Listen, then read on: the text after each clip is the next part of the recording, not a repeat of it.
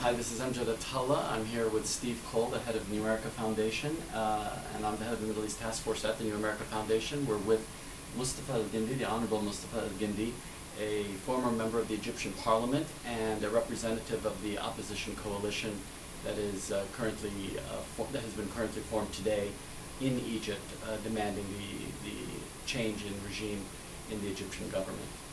Thank you so much for being with us today. Thank you for inviting me. Tell us what's happening today. What you said that an opposition coalition has been formally created this morning?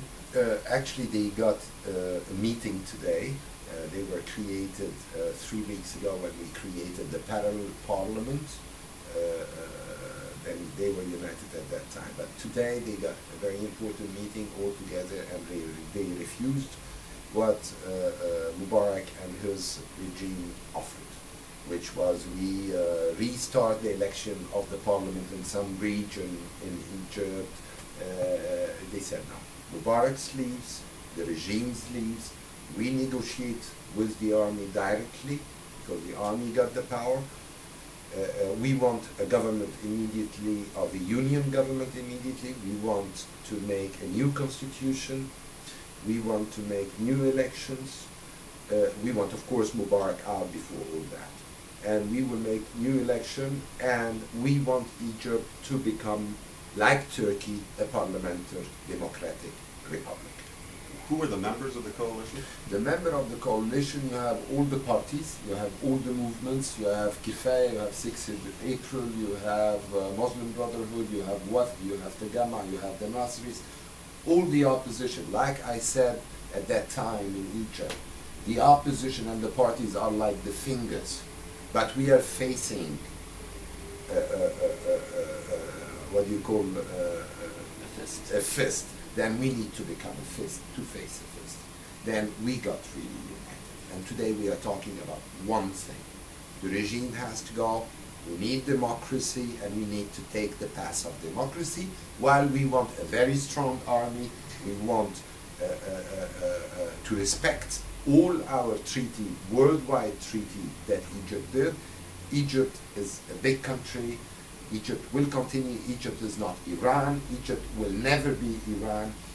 And we can prove that when there was fair election in 2000 and 2005, the one who got 80% was the independent. The Muslim brother got 10%, Mubarak got 10%. But we lived it for 30 years.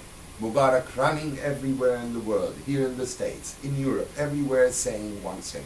If it's not me, it's the Muslim Brotherhood. And this is not true. And this was proven that it's not true. The Muslim Brotherhood have only 5% of the seat of the popular parliament. 3 weeks ago, when this coalition first came together, I presume it was motivated by the events in Tunisia? No, actually it was before the events of Tunisia.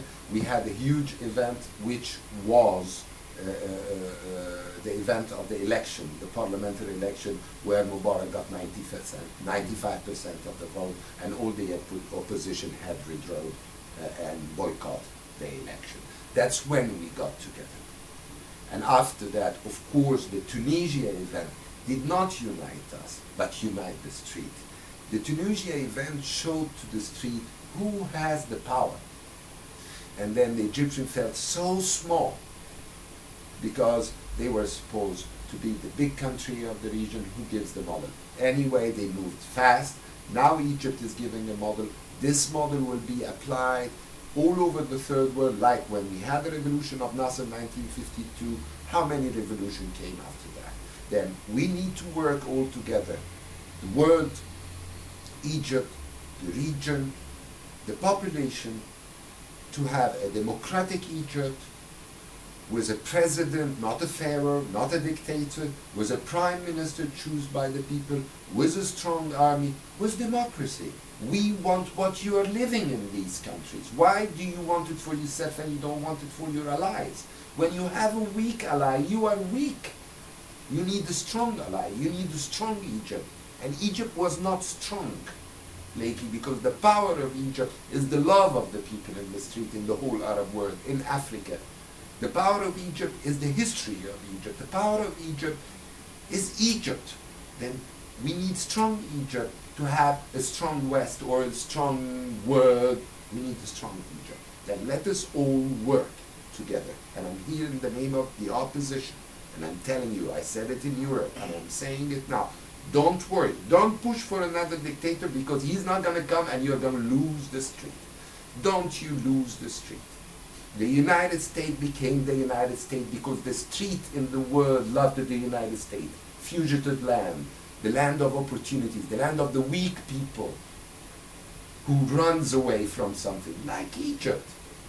Like Egypt. She was all the time in the history, the land who received it. Jesus and his mother, to protect them from the Roman. We received it Abraham. We received it Moses. We received it Joseph. We received it the Shah. Your friend, when nobody wanted to receive, when he was left, when the West took Khomeini there, we received it there. How do you interpret the army's position here? And since the army has been so politicized during Mubarak's rule, how can you separate the army as an institution from the secret police and the people who have used the army as an instrument of Mubarak's repression? I think during Mubarak's time, the police took all the good things, and the army did not. They informed the police. The police was representing 1.2 million. The army was representing 600 million. Then Mubarak was trying as maximum to enforce the police, the first one who ran in the street away when the population came. The people in Egypt loves the army. Of course we understand that we cannot go to the army and say, okay, now you go away, you leave everything and you leave the democracy and you become a ministry like the other way. No, we don't want this. We want the army to protect the constitution that we will write all together. The army is Egyptian. We will write it all together. Like Turkey, like Atatürk, when he started his road to reach Erdogan, who is very popular in the street in the Arab world and Egypt, but it took 40 years. Then let us start this path, who will take us 30 years, 40 years, 20 years, and we can learn. Let us go for democracy. You cannot face your people in the United States or in Europe or any democratic country when you are not with the street. Announce that you are with the street. Read the history and understand which street is that. This is a street who exists since 5,000 years. This is a peaceful street. This is a civilized country. Then play on the street. Play on the street. I'm not going to say play on us, because we do not represent the street, but we are the street because we are citizens. Please, when you play now, you have to play it right. Because if you do not, you will lose, we will lose, the world will lose, and the civilization will lose. There's a great concern in the United States, obviously, primarily for Israel. And they're seeing, a lot of us in Washington tend to see what happens in Egypt through the interests of Israel. So the big concern is, will the coalition maintain the peace treaty that it has with Israel? Will it maintain the strategic cooperation that it has with Israel? And if the coalition includes the Muslim Brotherhood, does that change anything? No, at all, because I said they represent 10%. But let me say something very important here. Very important. Don't you ever think that there was peace between Egypt and Israel for the last 30 years. There was peace between the government of Egypt and the government of Israel, but not between the nation and the nation. Let us go into democracy and become a democratic citizens, and then we can talk with democratic citizens the same language. Israel has democracy, we do not have democracy. Then how can we talk together? How can we reach that the people talk together? There was ceasefire for 30 years. You want real peace? Get democracy in Egypt. Play on the nation. Play on the history of Egypt. Play on the civilization of Egypt and on the civilized Egyptian. Read history. You don't need any consultation. Just get your book of history and see what the Egyptian did all that time. So Amjad asked a specific question about whether the coalition has a position about the treaty. does it? Of course, we respect all treaties that Egypt had signed.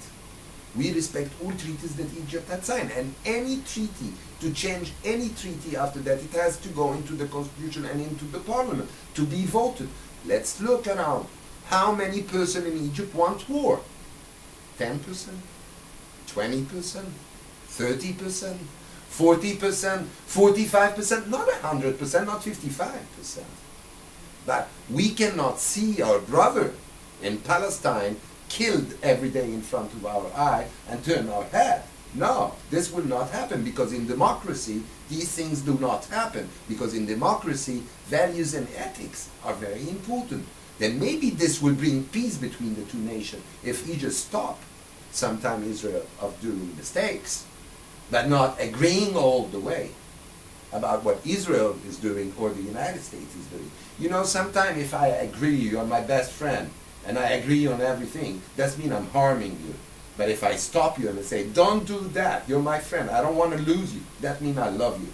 What you are doing, what Mubarak is doing to Israel, is very dangerous to Israel, because you are putting Israel above everybody, and you saw, when you put somebody above everybody, everybody one day, whoo, they turn, and this man worth nothing beside the millions. And let's work real peace with the people. Let's get democracy. Let's be fair. Let's give the people the right. Let's give Egypt her position, the real position. Have strong Egypt with you. Have Egypt, African Egypt, Arab Egypt, Muslim Egypt, Coptic Egypt, historical Egypt. The base of your civilization in the United States or the West is Egypt. When Harvard used to be in Alexandria, and you used to send your kids to Alexandria to learn Greek, Roman, and after that. Like I am sending my daughters here to learn in the United States. And who knows, where are we going to send our kid the next time? Are we going to send them in the States or in China? Big question. Let's talk about that. Get your ally. You need 1.4 billion ally to face 1.4 billion competitor. We represent the 1.4 billion Muslim Sunnis. And let's talk. Democracy, if we talk democracy, we'll talk the same language. We learned in your university and schools. We talk the same language. You cannot tell me democracy, you cannot tell me freedom, you cannot tell me human rights when you're not doing it. This is hypocrisy, and hypocrisy kills a nation. We used to rule the world, the pharaohs one day. You know when we fell when we became hypocrites. When we killed ourselves, our value and ethics. Go back to your constitution and you will find that you have to be with the street, not a dictatorship. Let me ask you then a quick question about dealing with the individuals, both in the opposition and in the regime. Omar Suleiman has been made vice president right now. And the opposition party has it chosen a representative to speak on its behalf? Is there an individual who is...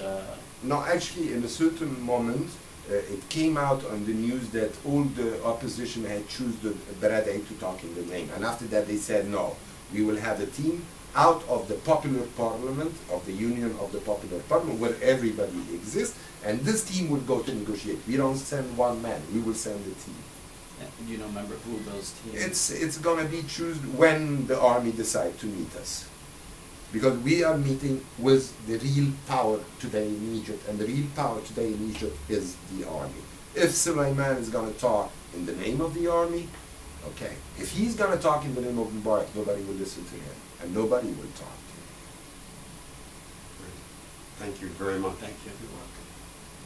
Which party are you affiliated with? I was for 5 years independent member of parliament, and starting this year, the last election, I went with el-Wafd party, who is a historical Egyptian party who exists since 1919, with the revolution of 1919, and we call it the House of the Nation. And that's why we are all united in el-Wafd, which we call the House of the Nation. Great. Thank you very much. Do you have a card, Dr. Thank you.